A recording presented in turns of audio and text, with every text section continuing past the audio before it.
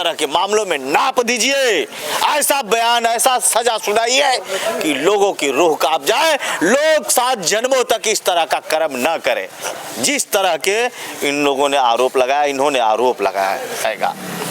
मुआवजा देने से किसी को न्याय नहीं मिलता है, न्याय देना है किसी को तो जीते जी न्याय दीजिए। मैं बार बार कहता हूं कि अगर आप यहाँ न्याय नहीं कर सकते तो भगवान का भी एक न्यायालय होता है।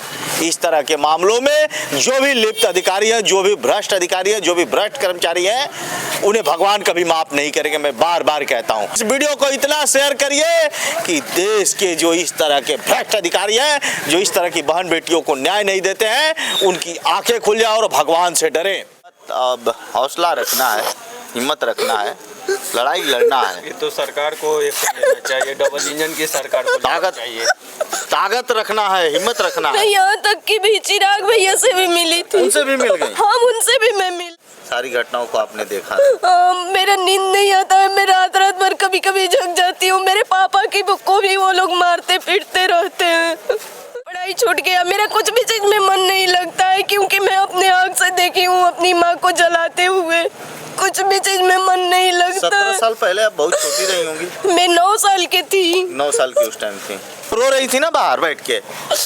हाँ, ऐसा हो रहा है तो रोएंगे ही ना भैया, बताइए। ऐसा तो नहीं कि आपका मीडिया में बयान जबरदस्ती ले रहा है? नहीं, ऐसा नहीं। नमस्कार, मैं इस समय बिहार के छपरा में हूं और छपरा में जिस तरह से आप देखे होंगे खेसारी लाल यादव विधायकी का चुनाव लड़ रहे हैं और ठीक उन्हीं के कार्यालय पर एक जो खेसारी लाल यादव से मिलने के लिए पहुंचे हैं। कई स्टेजों पर इनको देखा गया है पवन सिंह से मिलते हुए, और तमाम जो कलाकार हैं, तमाम स्टार हैं, उनसे मिलकर लिपट कर रोने लगती हैं। पूरा मामला क्या है हम इन्हीं से जानते हैं। क्यों पहुंची हैं खेसारी लाल यादव के घर पे? पूरा नाम बताइए आप। मेरा नाम पूजा कुमारी है और मैं काराकाट क्षेत्र के रहने वाली हूँ। मेरा घर कैथी है, थाना कछुआ है। मैं इसलिए आई हूँ और सब लोग के पास मैं इसलिए जाती हूँ ताकि मेरे को और मेरी माँ को न्याय मिल जाए, पर ऐसा नहीं होता है, आप लोग भी जानते हैं। तो अभी बिहार में चल रहा है इलेक्शन और सब लोग बोल रहे हैं, जो भी लोग इलेक्शन लड़ रहे हैं वो लोग यही बोल रहे हैं कि बिहार को बदलना है। तो मेरे भाई, आप लोग बिहार को अगर बदलना चाहते हैं तो मेरी माँ को न्याय नहीं दिलवाना चाहते हैं क्या? एक बेटी अगर रोड पे नहाती है, बताइए नहीं ये सही है? ऐसे बिहार बदलता है क्या? एक बेटी को धक्का दिया जाता है, उसके साथ छेड़खानी किया जाता है, उसके सामने उसकी माँ को जलाया जाता है क्या? ऐसा बिहार में होता है? ऐसे बिहार बदलता है क्या? बताइए ना। सब लोग, मनीष कश्यप जी, ये वो सब लोग मुझे बस चेतावनी देते हैं, आश्वासन देते हैं। क्या मेरा काम नहीं होना चाहिए? अगर मेरी माँ को और मुझे न्याय नहीं मिलेगा तो आप लोग यही सोचिएगा, जितना भी भाई बहन है, कि बिहार नहीं बदलेगा। मेरी माँ को जब तक न्याय नहीं मिलेगा बिहार नहीं बदलेगा। कोई नहीं बदल सकता है, चाहे जिसका भी सरकार हो जाए। मेरी माँ को मेरे ही सामने जिंदा जला दिया गया, उस केस को क्यों बंद कर दिया गया भैया? क्यों? क्या ऐसा नहीं होना चाहिए कि मेरी माँ को केस को फिर से रीओपन किया जाए? क्यों नहीं हो रहा है? ओपन कीजिए, आप लोग करवाइए। क्यों नहीं करवाइएगा आप लोग? मेरे साथ छेड़खानी होता है, मेरी बहन पढ़ने नहीं जाती है, मुझको मार दिया गया गली में पटक करके, मैं गली में नहाती हूँ। ऐसा क्यों? आप लोग के घर पे भी ऐसा होता है क्या? बताइए ना। मैं जिस रूम में रहती हूँ उस रूम में लाइट नहीं रहता है, ऐसा क्यों होता है? आपके घर में लाइट भी नहीं रहता है। कौन सा गांव की रहने वाली? मैं कैथी के रहने वाली हूँ, आप लोग चल करके देख सकते हैं। रोहतास जिला के रहने वाली हूँ। ऐसा क्यों हो रहा है? किसने मारा था? मेरे पापा के भाई, उनकी पत्नी, उनके लड़का लड़की लोग मेरे सामने मारे हैं। उस केस को क्यों बंद करवा दिया गया? मेरे साथ क्यों छेड़खानी हो रहा है? आप लोग बोल रहे हैं बिहार बदलेगा, हाँ अभी भी हो रहा है। ऐसा क्यों नहीं हो रहा है कि मेरी माँ को न्याय मिले? मैं क्या भटकते रहूंगी? कितने सालों से अभी भटक रही? मैं आज 17 साल से भटक रही हूँ। 17 साल से? हाँ, मेरी माँ को न्याय नहीं मिल रहा है। ऐसा क्यों हो रहा है? बताइए ना आप लोग। क्या मेरी माँ को नहीं मिलेगा न्याय? ऐसे सरकार बदलेगा? ऐसे सरकार से के लोग बोल रहे हैं कि बिहार बदलेगा। कैसे बिहार बदलेगा? बेटी सुरक्षित नहीं रहेगी। और बिहार बदल जाएगा, कैसे बदलेगा? अरे कई योजनाएं हैं सरकार की, बेटी कुछ बचाओ नहीं, कुछ बेटी नहीं हो रहा है। पढ़ाओ, नारी सशक्ति मिशन है, कैसे आप मैं कह हर रही हैं? जगह गई थी, यहाँ तक कि मीना मानवी जी के पास भी गई थी। वो तो महिला विकास चलाती हैं, आप बोलती हैं कि नहीं तुम्हारा काम हो गया। कैसे हो गया? कैसे हो गया? नहीं, वो तो मेरा कॉल ही नहीं रिसीव करते हैं। मुझे डांट रहे थे ना, अब वो मेरा कॉल नहीं रिसीव करते हैं। नहीं, क्योंकि मैं वहाँ गई थी, पवन भैया के बारे में बोली थी और वैसा ही वो भी थे, इसलिए उनका सपोर्ट किए, इसीलिए ना। आप लोग भी वीडियो देखे होंगे, मनीष भैया मुझे कितना डांटे थे। मुझे इस बात से कोई भी दुख नहीं है कि वो मुझे डांटे थे, मेरे काम तो करना चाहिए ना, बताइए ना। अरे तो सरकार किसकी चल रही है? अभी तो हमारे नीतीश जी का सरकार चल रहा है ना। सरकार से गई थी कभी? हाँ, मैं वहाँ भी गई हूँ। डबल मैं एक रोहतास जिले के रहने वाली लड़की हूँ, मैं हर जगह गई हूँ। जनता मुझे दरबार में भी जाती हाँ, मैं बहुत जगह गई हूँ, यहाँ तक कि हमारे डीजीपी साहब, कोर्ट कचहरी में हर जगह गई। उसके बाद मैं खेसारी भैया के पास आई हूँ। अच्छा ये बताइए, मीडिया में क्या समझ के, अभी बाहर बैठ के रो रही मैं थी मीडिया तो- में ये समझ के आई कि आप लोग मेरी आवाज़ को खेसारी भैया तक पहुंचाइए, ताकि वो मेरे लिए कुछ करे। क्या मुझे न्याय नहीं मिलना चाहिए? बताइए ना। कब से आई? मैं ऐसे भटकते रहूंगी। कब का आई? मैं आज 3 दिन से आई हूँ। कल मैं उनके घर गई थी, भींग रही थी, फिर भी मैं वहाँ गई। आज मैं स्टेशन पे रुकी थी कल रात में। खेसारी जी ने भी मदद नहीं की? नहीं, उनसे मैं मिली ही नहीं। नहीं भेंट हुआ, और मुझे उम्मीद है कि वो ही लोग जैसा नहीं है। खेसारी जी मदद करेंगे?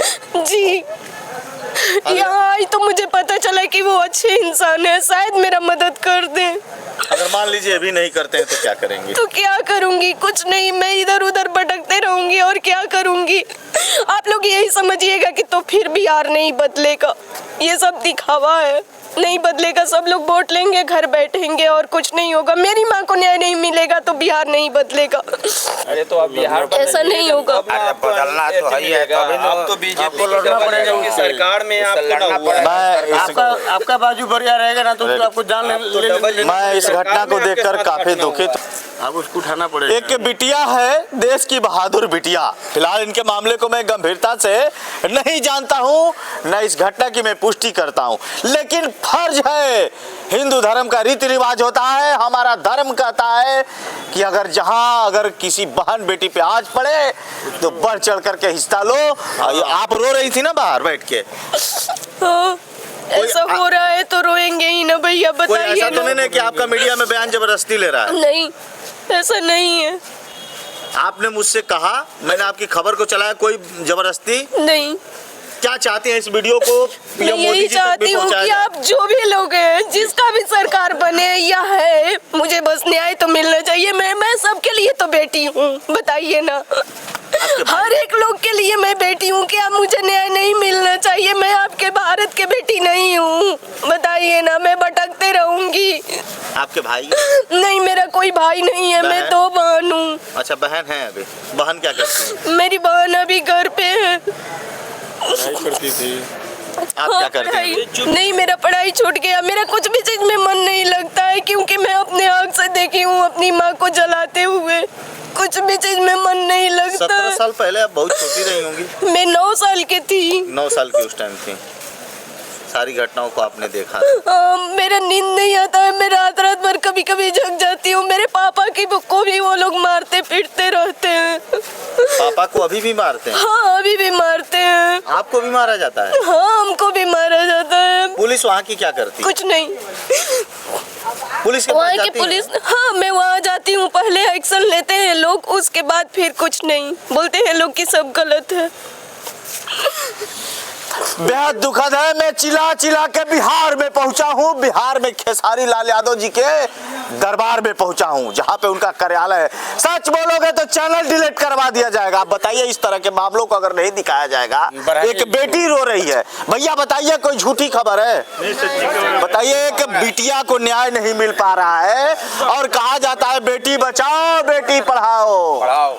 देखिए इस घटना की मैं पुष्टि नहीं करता, लेकिन अगर यह बिटिया आकर के रो रही है किसी के दरबार में और कह रही है कि सारे दरबार में अब मैं जा चुकी हूँ, थक चुकी हूँ, अब मुझे कहीं से न्याय नहीं मिलेगा। लेकिन दरबार में आई है खेसारी लाल यादव जी के यहाँ।